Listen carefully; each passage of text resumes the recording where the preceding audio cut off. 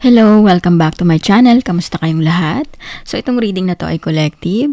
Paalala lang din, hindi lahat ay makaka-resonate sa reading na to. So, take what resonate and leave what doesn't. So, ibig sabihin, kung hindi ka naka-resonate at hindi na-pick up yung energy mo, ibig sabihin hindi para sa yung reading na to. So, tingnan natin kung nagsisisi ba yung person mo ngayon.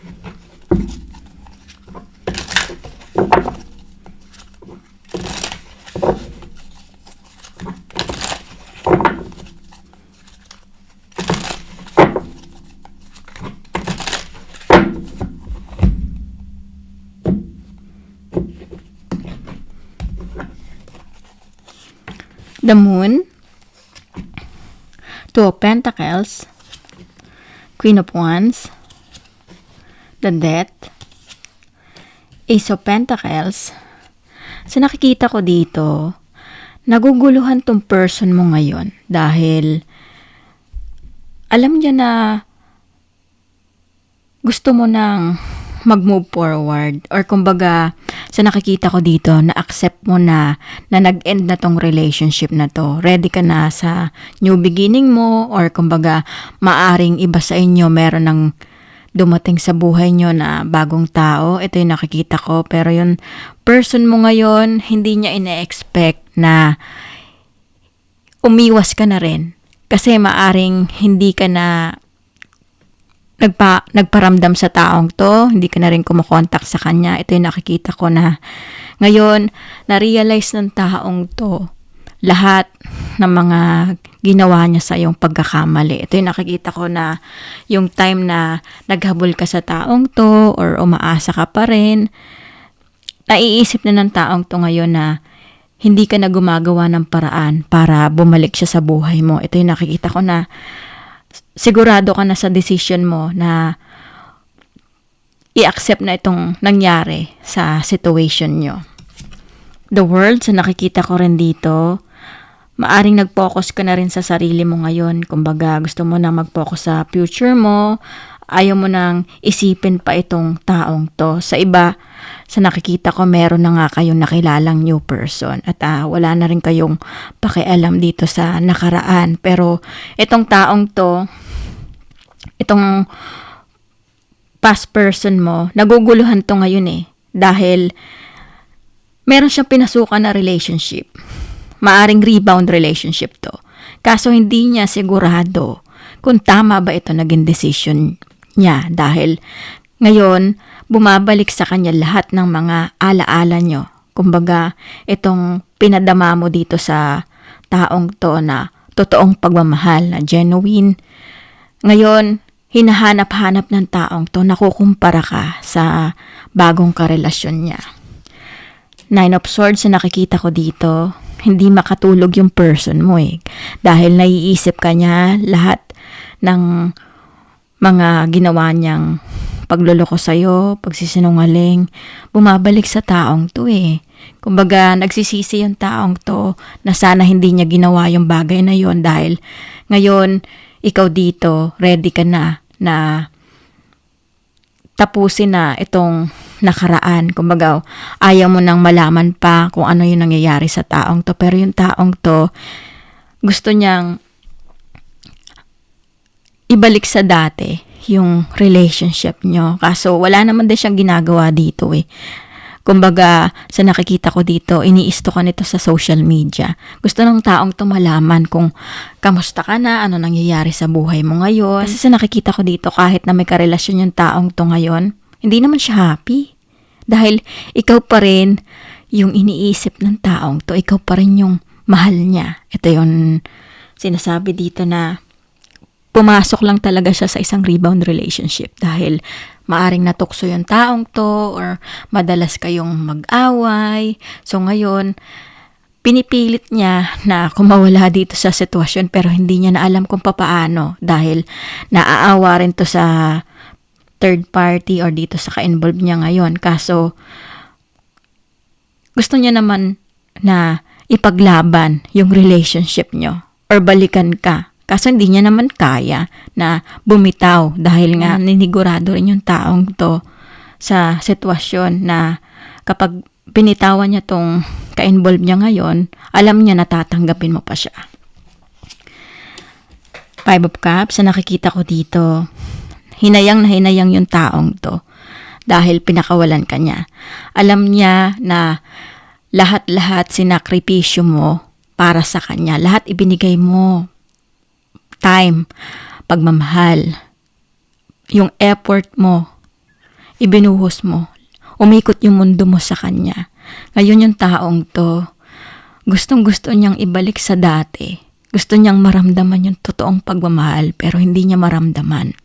Ito yung nakikita ko na sobrang nasasaktan yung taong to dahil nakita niya na masaya ka na ngayon. Kumbaga, wala ka nang pakialam pa sa nararamdaman niya. Maaring yung iba dito, tinatry na kontakin kayo or i-win back kayo kaso inignore nyo na yung taong to, binilak nyo na, kaso ginugulo pa rin kayo, maaring gumawa ng ibang account para lang ma-stalk kayo or ma-message kayo. So ito yung nakikita ko dito na nasa huli yung pagsisisi dahil nung time na ikaw yung naghahabol sa taong to at umaasa, wala siyang pakialam. Matigas yung puso ng taong to pero bumaliktad na yung sitwasyon dahil siya na ngayon yung umaasa, naghahabol kasi na-realize niya na nagkamali siya sa desisyon niya. The Hangman, sa nakikita ko rin dito, madalas kang isipin ng taong to Nag-iisip yung taong to, anong dapat niyang gawin sa sitwasyon niya. Gusto niyang makawala na dun sa sitwasyon niya na ipaglaban itong relationship niyo or ipakita sa'yo na magbabago na siya. Kaso, hindi pa rin naman niya kaya. Ito yung nakikita ko dito na magulo yung utak ng taong to. Dahil iniisip niya na nag-aalanganin na siya dahil nga maaring wala ka na ring nararamdaman para sa kanya. Ito yung nakikita ko dito dahil nararamdaman niya na umiwas ka na talaga. Queen of Cups, sa nakikita ko rin dito, hindi niya maibigay-bigay yung buong pagmamahal niya dito sa pinili niya. Dahil sa nakikita ko dito, ikaw yung gusto ng taong to, ikaw yung mahal na mahal niya. Kaso, pinili niya kasi yung temptation Ito yung nakikita ko dito na pinaglaruan niya yung damdamin mo. Hindi niya nakita na ikaw dito, handa kang gawin ang lahat para sa kanya. Kaso itong taong to, sarili niya lang yung inisip niya, yung kasiyahan niya. So ngayon, sa nakikita ko dito, gusto niyang i-offer yung love niya para sa'yo. Kaso sa nakikita ko, hindi magawa ng taong to dahil maaring ang ayaw mo nang makausap pa yung taong to. Dahil ayaw mo nang maniwala pa sa mga sasabihin niya. Pagod ka na naintindihin yung taong to sa paulit-ulit na pangako na magbabago. Kasi sa nakikita ko dito, ilang beses mong pinatawad yung taong to. Ilang beses mong binigyan ng chance na magbago. Kaso hindi pa rin paulit-ulit pa rin niyang ginawa yung pagluloko, paulit-ulit ka pa rin iniligay sa ganitong sitwasyon na pinaasa ka. So sa nakikita ko, punong-puno ka na.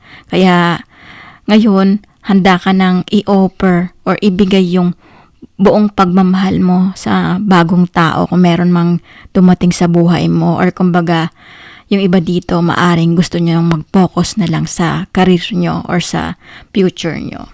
So magtingin tayo kung ano pang makikita nating message dito.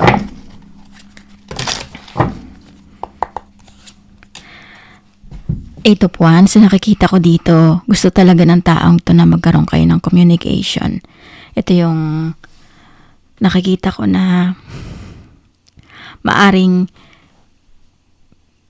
pinipilit niya lang yung sarili niya na magstay dun sa relationship na pinasukan niya. Kaso gusto niya nang umalis dun dahil kung patatagalin niya pa to na mag-i-stay siya sa relationship na yon, tuluyan ka nang mawawala sa kanya. Ito yung nakikita ko na natatakot yung taong to dahil alam niya na kapag nilet go ka niya at tuluyan ka ng nag-focus dito sa pag-move on mo, hindi niya na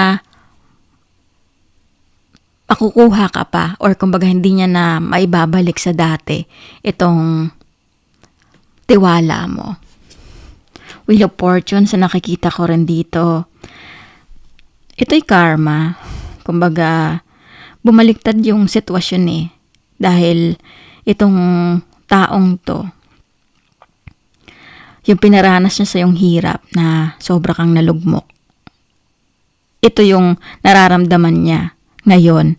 Kumbaga, kahit na meron siyang iba ngayon, hindi niya naman makita yung sarili niya sa taong to. Kumbaga, ikaw yung nakikita niya na makasama. Kaso sising-sisi yung taong to. Kahit na anong gawin niya, hindi niya mahanap, hindi niya makumpara yung pagmamahal na ibinigay mo sa kanya.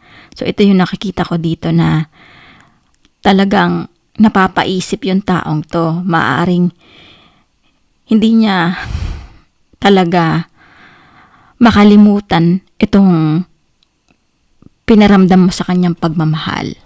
So magtingin tayo kung ano yung ma-advise sa'yo dito.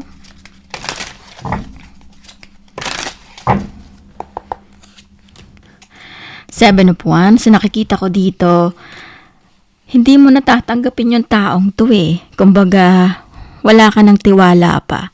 Pagod ka na sa paulit-ulit na kasinungalingan ng taong to dahil kahit na anong offer niya, kahit na anong gawin ng taong to na panunuyo, hindi mo natatanggapin pa. Ito yung nakikita ko dito na na-realize mo ngayon yung value mo, yung worth mo dahil lalong nakita mo na merong nagbibigay sa'yo ng buong atensyon or kumbaga totoong pagmamahal na yun sana yung ipinakita sa'yo ng dati mong naging karelasyon.